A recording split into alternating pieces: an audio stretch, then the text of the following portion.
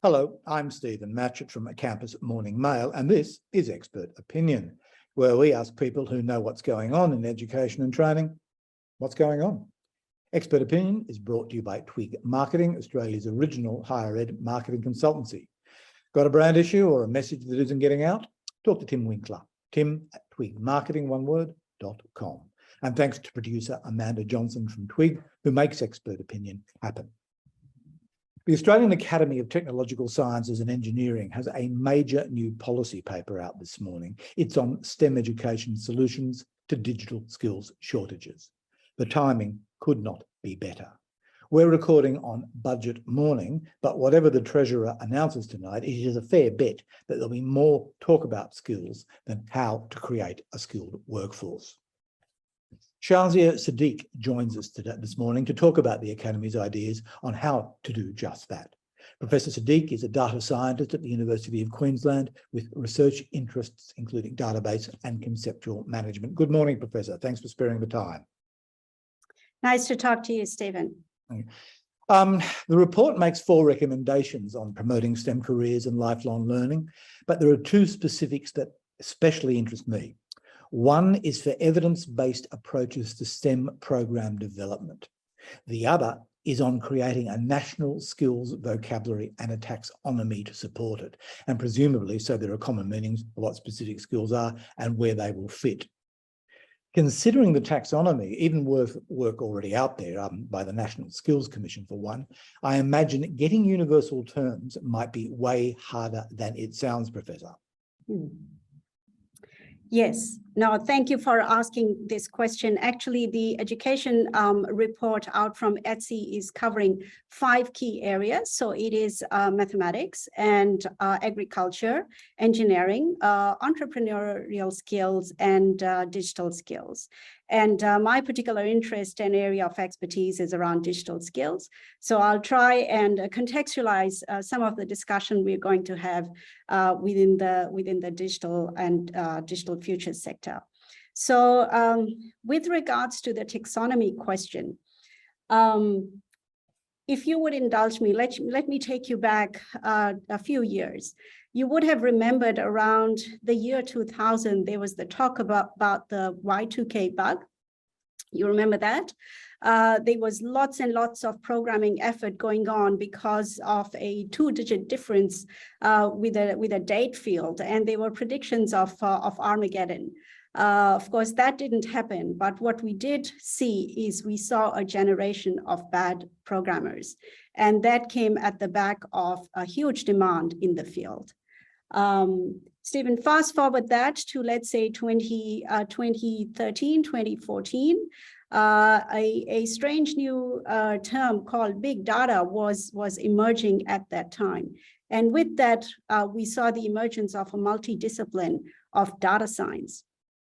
Now, I had the opportunity and privilege to lead curriculum development at the University of Queensland in data science. And I remember at that time, which is around maybe 2012, 2013, I looked at a few existing programs. There was maybe less than half a dozen programs, in Australia, overseas.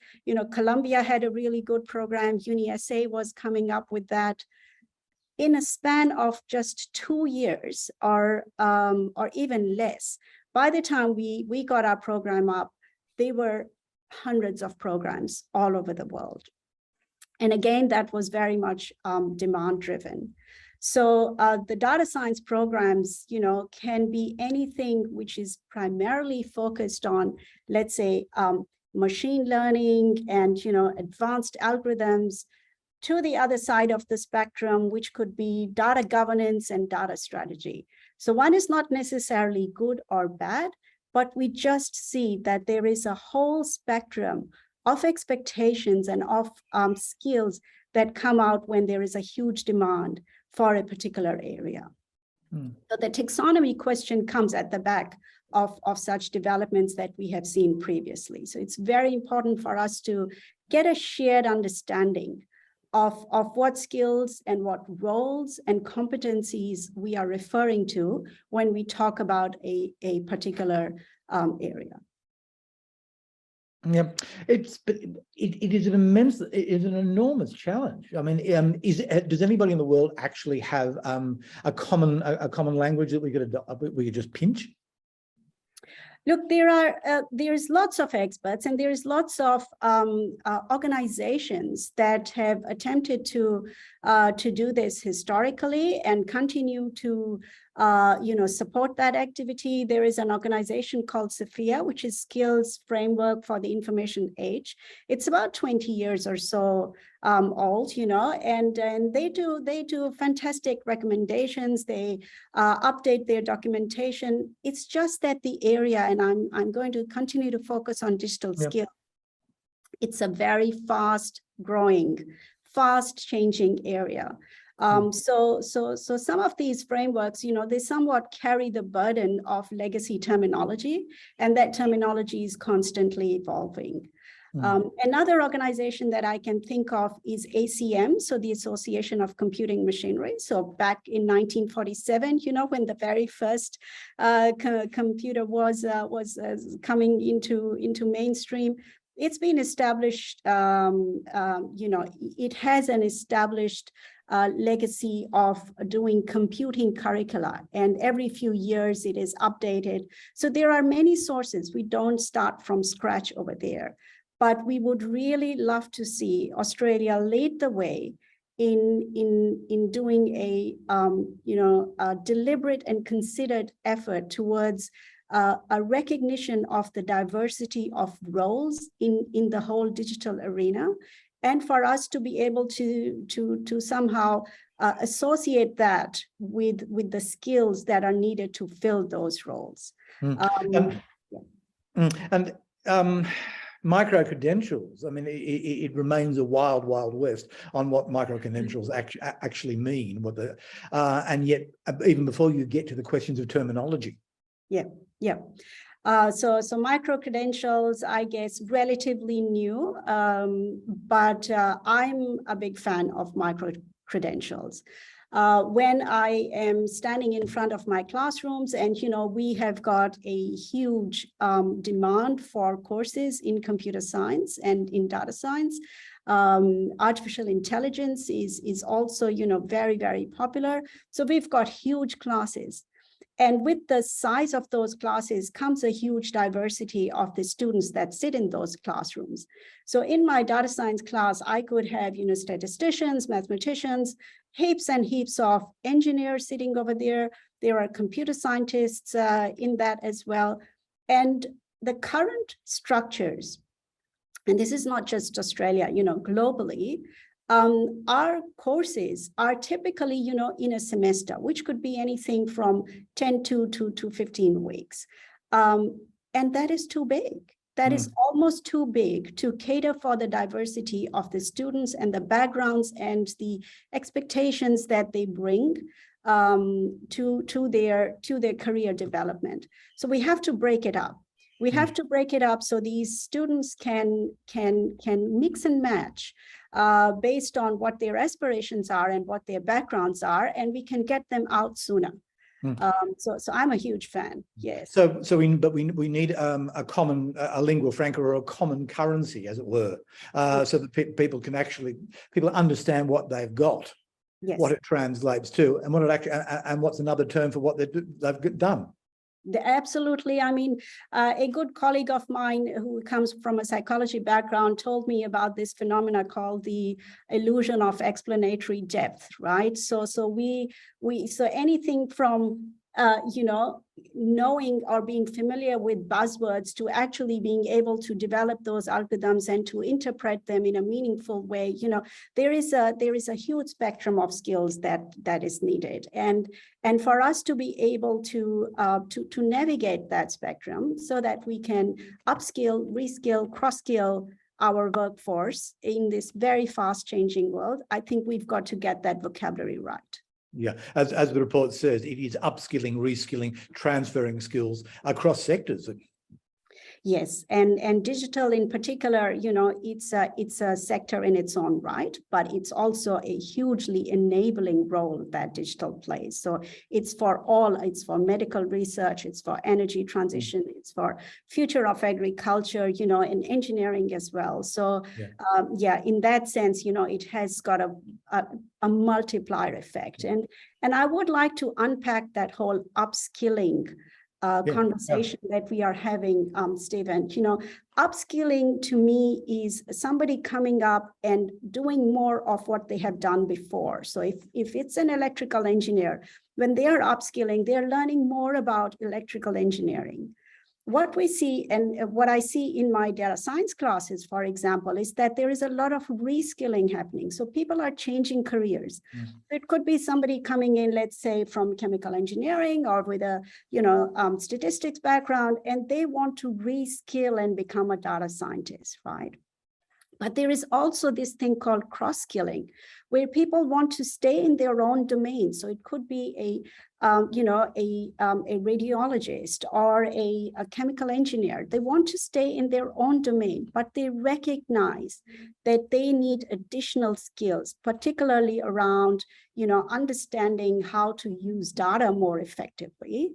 And that could be, you know, for optimization reasons, that could be for, you know, the change that is happening within their own sector. It could be for career development, but they are cross-skilling. So staying with their own discipline, but trying to add these additional skills. And so when we talk about education, I think it's important that we recognize that, you know, it's not just upskilling. People are coming with different expectations on where they want to go.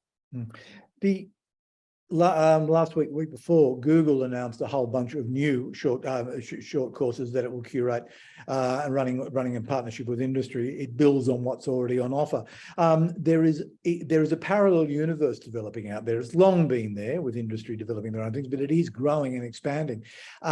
Is it important is one of the important things here to get a means to get everybody into the same tent of terms? Look, no, not really. I think we need diversity in our workforce. So and in the development of the report with ETSI, we had the benefit of getting lots of different perspectives in, and digital skills is not a new conversation, and the skills shortage around that conversation has been going on for a while. So we really wanted to make sure that we are anchoring our discussion into something that is meaningful and that, you know, that people can relate to. And in doing so, we developed sort of a pyramid, if I may, where we can talk about skills at different levels. So to some extent, the bottom of the pyramid is like billions of people are needing these skills. You know, grandma wants to send a picture to the grandchild, you know, so that level. Then you've got millions of people, like, you know, you go to a restaurant during COVID days, the menu is a QR code on your table, right? Or you get an electronic invoice from your gardener. It's pretty much a click away, right? So that's the millions of people. And we talk about hundreds of thousands of people, and this could be a biomedical student, you know, trolling through terabytes of, genomic data and so on. So these are pretty savvy data users, but they are not developing the tools that they are using, right? They are users of that technology. And at the top of the pyramid is literally tens of thousands of people, and we need hundreds of thousands, if not more, on that top end. So that top end, and going back to your question with regards to what's happening in industry, that top end of talent is pretty much sitting in 5 or 6 companies in the world, you know, Google, Facebook, Tencent, Alibaba, Amazon, and so on. And there's plenty of studies to support that. And I think to a large extent, if we want Australia to be a leader in the digital space, we have to aim for that top end, because that top end gives us the multiplier effect. It gives us startups, it gives us, expert base, it gives us the knowledge base with which we can, and also the inspiration, role models, for younger people coming through. So industry is absolutely leading a lot of this activity in machine learning, in data science, and in artificial intelligence. And there is heaps of academies, they're called academies. So there's these short courses.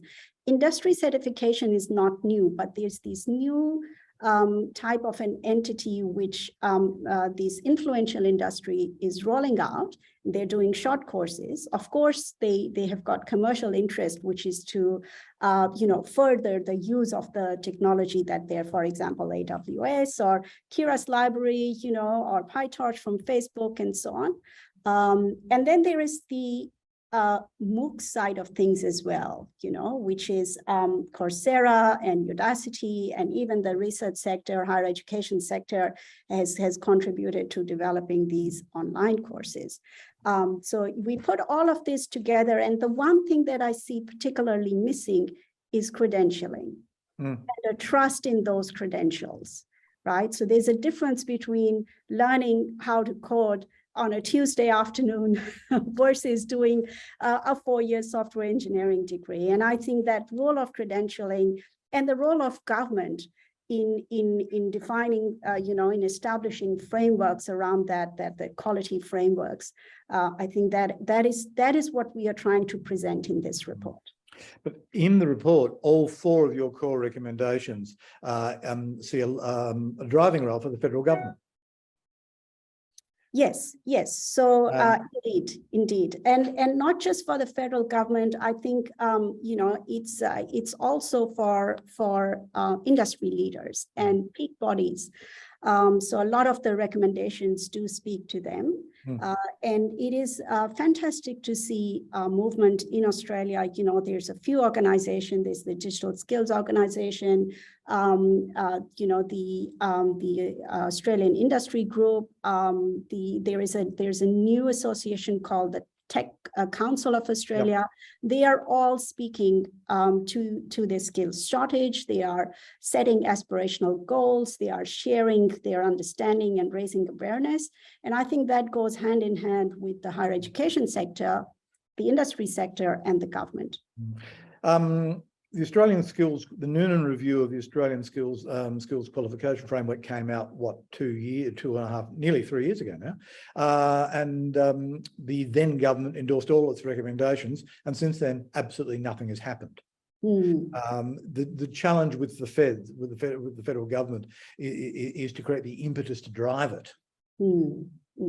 Couldn't agree more. And you see the space is changing, and COVID has accelerated a lot of that.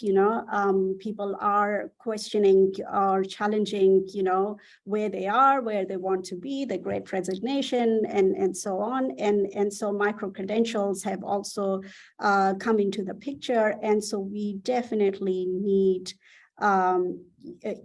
focus and considered effort towards that quality framework. And credentialing, again, to me is a very important word over there, because that creates that quality and that creates that trust in those skills. Yeah. The report also points to, I quote, the proliferation of STEM resources and training programs, but adds there is little curation and evaluation of quality and effectiveness. I mean, that does go to the question of the micro-credentials in the completely unregulated environment. Yep, you're absolutely right. We need to understand the problem before we can start talking about this, the solutions, and that and again, going back to the example that I started with. So in the year 2000, I'm originally from Pakistan, and as a result of that demand for programmers, there was every street corner had a computer college at the end of it. And so lots and lots of programmers as in quotes, were produced from that effort. And now we see the same demand for data scientists, right? And the stakes are really high because data scientists basically are creating the evidence for decision making. And especially with big data, there is so much opportunity for bias, for security. We are in the midst of one security scandal after another. There is privacy considerations. So if these people are not properly trained to handle those issues, I think that's a big problem. And on the other side, we talked about the industry developments and big tech leading this space. The tools are so accessible now. So you don't need a big programming background. There are software libraries, they are open source, they are super accessible. Anybody can download them and click through and they will produce something, right? But then you have to have the skill base to actually, unpack that and see what they are producing is meaningful and it's fair and it's protecting the interests of groups that are being analyzed through that data. And that doesn't come naturally because the data is huge. Yeah. Well, the report also on that very point talks to the need for a home, for a resource for quality assessed, but self-serve STEM resources for all sorts of people who just need knowledge outside their fields. And the example the report uses specifically is teachers teaching out of field. I mean, it must be very difficult indeed if you get lumbered with something just to go and work it out for yourself. A central national resource on that could be something relatively easy to put together, I thought. Yes. I mean, with teacher training and with digital skills and less with my, computer scientist and sort of digital skills hat on and more from a parent's point of view, I do see that, our kids in schools, in primary schools and high schools, they are, whatever you call them, digital natives, massive users of technology, and from the point of view of inspiring them to not just be users but actually be developers, be builders, be creators, be leaders in the digital space. That doesn't come easily. So we need to put those role models, those teachers, who can inspire these young people to actually look at digital careers with a very different light, and especially for women. So I've got 2 daughters, and I've been participating in many, young ICT competitions over the years and judging, students from primary and secondary, and they are fabulous. Their creativity blows my mind every time. But there is heaps and heaps of girls up until grade 8 or grade 9, and then they just disappear, so something is turning them off. And we definitely need, better resourcing for our teachers in the classroom. They work so hard to be in the field, to be those role models, to be those inspirers for our younger generation, especially for girls. And of course, this entire conversation focusing on digital skills is replicated across the rest of STEM, which is sort of dauntingly large. Yes. I mean, the report does focus on 5 areas. So mathematics, agriculture, digital, and engineering and entrepreneurship. But yeah, by and large, I think putting the STEM lens on it makes a lot of sense because, all of these things are interrelated. And I think ETSI have done a really good job to provide those 4 recommendations in the context of these 5 areas. But I think a lot of what is being said in the report is applicable to a whole range of other STEM areas as well. In 20 years' time, someone's going to write a case study about how Australia developed an industry, the science to support a nuclear submarine fleet, and how we did or did not do it very well. Yes, yes, and all those, there's lots of talk around, nationally, there's lots of talk around quantum. And I see that off and on, our chief scientist is a keen supporter of quantum and AI. So, she's supporting many things, but in particular, these two areas, which is fantastic to see. So we are having some really good conversations out there, but from again, coming back to digital skills, I always feel that we've got to embrace the whole spectrum of digital skills. But we also got to focus on that top end that I was talking about, and often that is higher research degree students, PhD students that we want to attract. There is a big talent drain that is happening in the country because there are, data science was marked up as the sexiest job of the 21st century. There are six-figure salaries. Everybody keeps wanting to go to whatever Silicon Valley or other places. So how do we retain that talent?